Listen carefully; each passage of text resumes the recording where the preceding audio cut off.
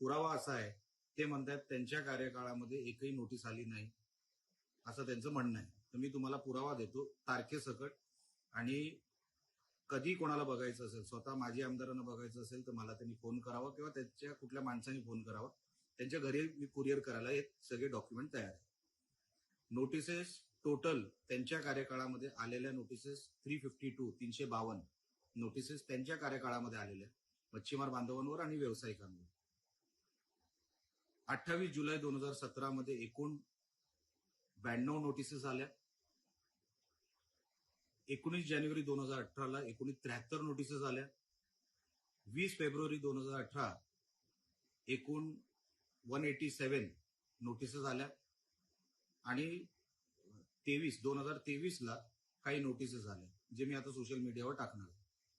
या सगळ्या notices 352 notices त्यांच्या 10 वर्षाच्या कार्यकाळामध्ये आल्या.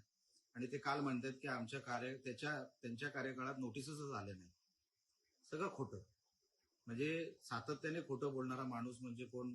कोणाला जर काय प्राइज वगैरे द्यायचं असेल तर ह्या माणसाला देऊन टाका.